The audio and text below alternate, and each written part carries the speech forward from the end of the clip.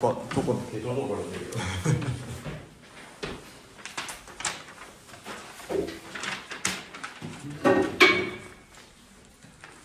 수업 설계 시작하도록 하겠습니다. 학생이 문제를 발견하고 해결 과정을 탐구하는 것은 깊이 있는 학습, 사유하는 학생으로 가는 하나의 방법입니다. 따라서 저는 세 가지 측면에서 어떻게 노력했는지에 대해서 말씀드리도록 하겠습니다. 우선 첫째, 활동 1과 활동 2를 통하여 예상과 결과가 다른 경우 문제를 발견할 수 있도록 하이러닝을 활용하였습니다. 학생들이 예상을 하고 결과를 기록하고 그리고 예상과 결과를 비교할 때 예상했던 내용을 바꾸거나 아니면 예상과 결과가 다르기 때문에 실험 내용을 바꾸는 경우가 있습니다. 하지만 저는 하이러닝을 활용하여 이미 한번 측정값을 입력하거나 예상했던 내용을 적었을 경우 바꿀 수 없게 함으로써 결과에 따라서 예상을 바꾸거나 아니면 결과값을 바꾸는 등의 문제가 일어나지 않도록 하겠습니다. 이를 통해 학생들은 자신이 당면한 문제 상황을 정확하게 인식하여 탐구의 첫 걸음이 될 수 있습니다. 둘째, 탐구를 진행하기 위하여 모둠 토의를 활용하였습니다. 모둠 토의를 활용하여 학생들은 문제 상황이 왜 발생했는지에 대해서 서로 자신의 생각을 나누는 수 있었습니다. 이 과정에서 학생들의 사고는 더욱더 정교화되며 혼자서 하기 어려웠던 부분을 서로 협력하며 문제 해결 역량을 길러나갈 수 있습니다. 셋째, 자료를 교사가 제시함으로써 학생들이 탐구를 하는 방법에 대해서 익힐 수 있게 하였습니다. 학생들에게 백과사전 또는 QR코드를 활용한 인터넷 자료를 제공하였습니다. 이 과정을 통하여 학생들은 학습 과정을 익힐 수 있었습니다. 만약에 모르는 내용이 생긴다면 백과사전이나 인터넷 자료를 활용하면 된다는 것을 탐구 방법을 스스로 익힐 수 있게 된 것입니다. 이는 자기주도 학습으로 이어지게 됩니다. 학습 방법을 이해하고 이를 성찰함으로써 학생들은 주도적으로 학습할 수 있는 능력을 증진시키게 됩니다. 이 세 가지 방법으로 학생들은 문제를 발견하고 해결 과정을 탐구할 수 있습니다. 이로써 학생들은 깊이 있는 수업을 진행하게 되며 이 과정에서 사유하며 미래 인재로서 성장해 나갈 수 있게 됩니다. 이상입니다. 이게 해도 30초. 예상 결과가 다른 게 결과가 무조건 다 맞게 나올 거다라고 내가 고정관념이 있었는데 예상을 다르게 하면 그것도 맞는 말이긴 하지. 어쨌든 조건은 맞는데 그게 완전 맞네. 아니 그게 맞는 것 같은데. 왜 이렇게 조건 해석이 빡세네. 그 생각 못했다.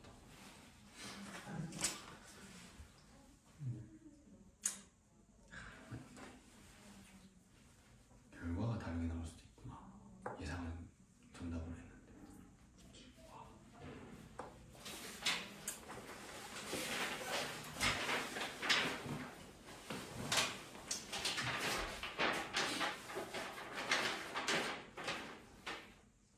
수업 시연 시작하도록 하겠습니다. 4학년 2반. 자, 여러분. 이번에 4명에서 한 모둠으로 5모둠 계속 진행하도록 하겠습니다. 자, 다들 물이 얼어 있나요? 네, 실린더 속에 물이 얼어 있는 것을 다들 확인할 수 있으니 두 번째 활동 넘어가도록 하겠습니다. 두 번째 배움의 문을 두드려 볼까요? 똑똑! 두 번째 활동 알아보자 얼려진 물. 자, 이번 활동에서는 선생님 설명 잘 들어보도록 하겠습니다. 첫 번째로 이미 얼어진 물 있죠? 얼어진 물의 무게를 한번 측정해 보도록 하겠습니다. 우리가 활동 얼기 전 무게와 얼 후의 무게를 비교해서 바로 하이러닝에 올려보도록 하겠습니다. 사진 찍는 거 잊지 말아줘요. 두 번째로 물이 얼기 전과 얼 후의 부피를 사진을 찍고 이 결과를 하이러닝에 올려보도록 하겠습니다. 이 둘을 비교하고 세 번째로 여러분들이 예상과 실험 결과를 비교해 보도록 하겠습니다. 그렇다면 선생님이 시간 8분 주도록 하겠습니다. 활동 시작!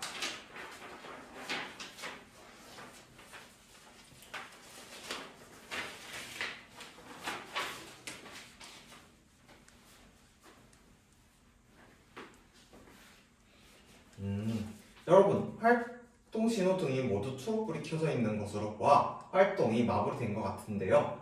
그렇다면 여러분들의 결과 한번 하이러닝을 통해 확인해 볼까요? 삐!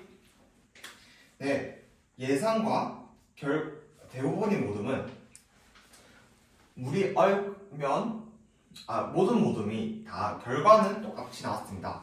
물이 얼게 된다면 무게는 똑같지만 부피는 증가하게 되었습니다. 자, 그렇다면 여러분, 이 예상과 결과가 어떤 차이가 있었는지 확인해 볼까요? 이 모둠은 예상했던 부분과 결과가 서로 달랐다고 합니다. 그렇다면 이 모둠 한번 확인해 볼까요? 예상은 무게와 부피가 모두 커진다였지만 결과값은 무게는 그대로였습니다. 자, 그렇다면 이 모둠 혹시 왜 예상을 무게와 부피가 모두 커진다고 하였는지 우리 반 친구들을 위해서 이야기해 줄 수 있을까요?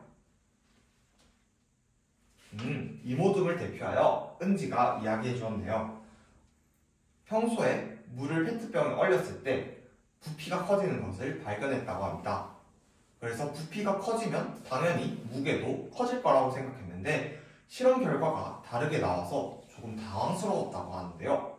그렇다면 여러분, 이렇게 무게가 왜 똑같았을지 한번 생각해보는 시간을 가져보도록 하겠습니다.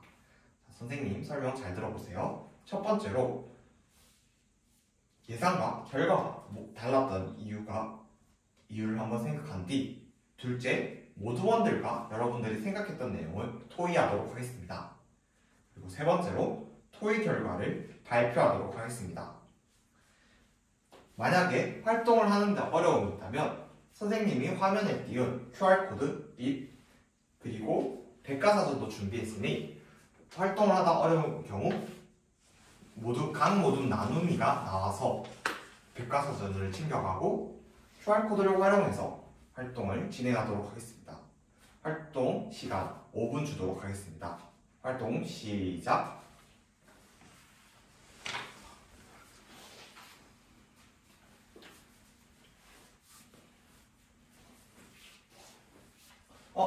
산모둠은 무슨 이유 때문에 활동에 어려움을 겪고 있는 것인가요? 백과사전을 어떻게 사용하는지 잘 모르겠다고요? 고개를 끄덕이는 것으로 보아 사용하기가 어려웠다는 것 같네요.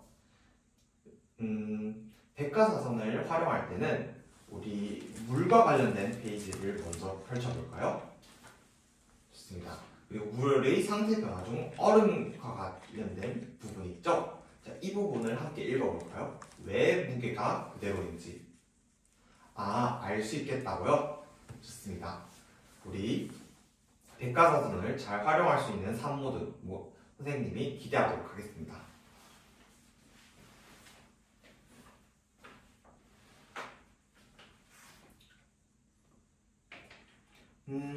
활동 신호등이 모두 초록불이 켜진 것으로 보아 활동을 모두 마무리된 것 같네요. 자, 그렇다면 왜 무게가 그대로인지, 얼면서 부피는 증가했지만 무게는 그대로인지에 대해서 발표해볼 모둠이 있을까요? 네, 이 모둠 한번 발표해보도록 하겠습니다. 상태가 변하더라도 모든 물질은 상태가 변하더라도 외부에서 새롭게 들어오거나 빠져나온 것이 없기 때문에 무게가 그대로였다고 합니다. 또 다른 모둠이 있을까요? 3모둠 한번 발표해볼까요?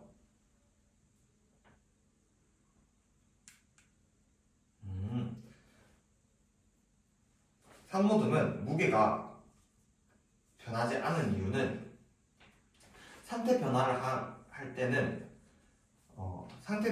때는 부피는 변할 수 있지만 그 물질 그 자체가 변하는 것이 아니기 때문에 무게는 그대로였다고 합니다. 좋습니다. 그렇다면 여러분, 활동 2 다들 정리 다 되었나요?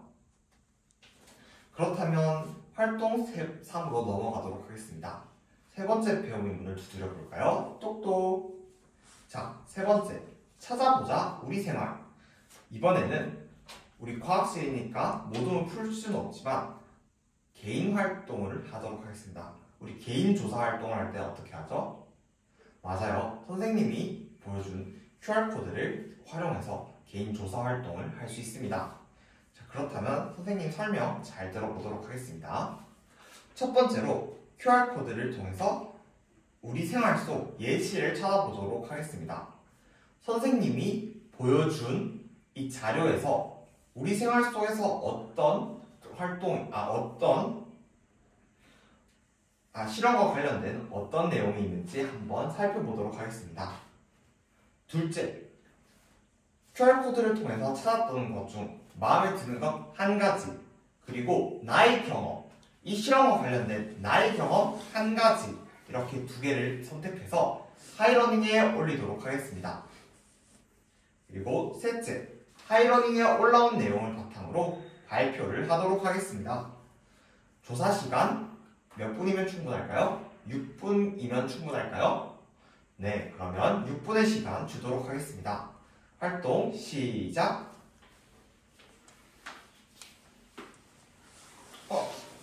호철이는 무슨 이유 때문에 활동 신호등이 빨간불이 켜져 있나요?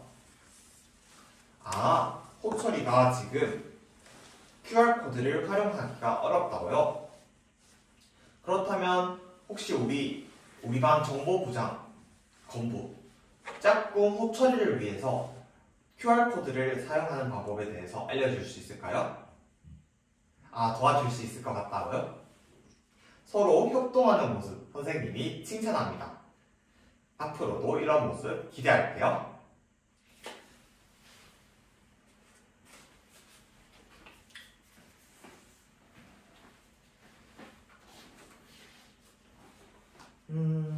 활동 신호등이 모두 초록불이 켜진 것으로 보아 활동이 모두 끝이 난 것 같네요. 자, 그렇다면 선생님과 함께 어떤 내용이 나왔는지 확인해 보도록 하겠습니다. 자, 첫 번째, 한 파에서 수도관이 터지는 내용에 대해서 선생님이 제공해 줬죠. 자, 그것에 대한 상혁이가 코멘트를 달았네요. 상혁이, 어떤 내용이죠? 우리가 겨울철 수도관이 터질 수 있기 때문에 얼면 안 돼서 물을 졸졸졸 틀어놓은 경우가 있었는데 그 이유가 무엇인지 궁금했는데 이 수업을 통해서 알 수 있었다고요? 좋습니다.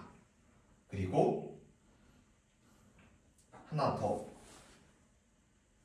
상혁이가 어떤 경험을 했는지 한번 같이 읽어볼까요? 상혁이는 과학 기사를 읽는 것을 좋아하는데 이 중에서 해수면 상승과 관련된 내용을 보았다고 하네요. 빙하가 녹으면서 빙하가 녹으면 해수면이 상승하지만 빙상은 그대로인 이유가 얼면서 부피가 증가하고 그것이 아래로 차 있었기 때문이라고 합니다. 그래서 부피는 증가했지만 그것이 바다 수면 아래에 있었기 때문에 우리가 평소에 알지 못했다고 하네요. 좋습니다. 또 다른 학생이 있을까요?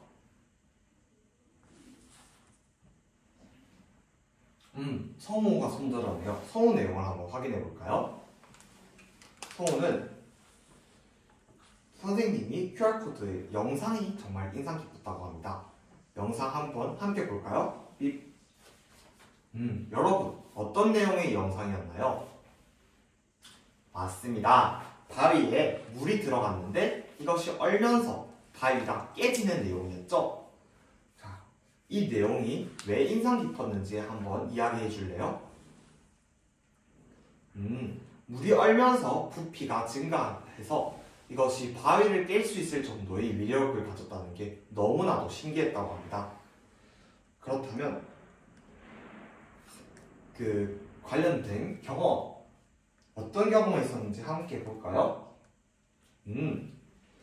부모님께서 유리잔에 물을 꽉 채우지 말라고 했던 이유가 유리잔이 깨질 수 있었기 때문이라고 했는데 이 이유를 잘 몰랐는데 바위까지 깰 수 있는 것을 보니 이유를 알 수 있었다고 하네요. 자, 여러분들 이제 여러분들이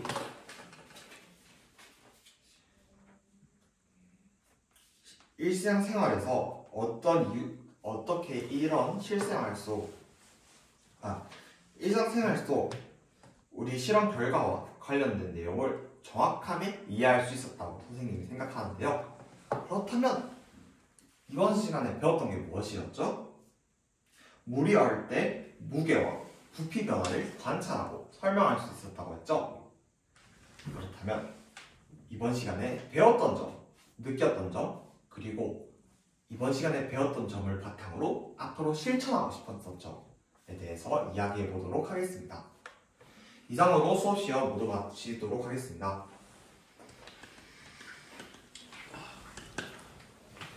그럼 뭐 13분. 조건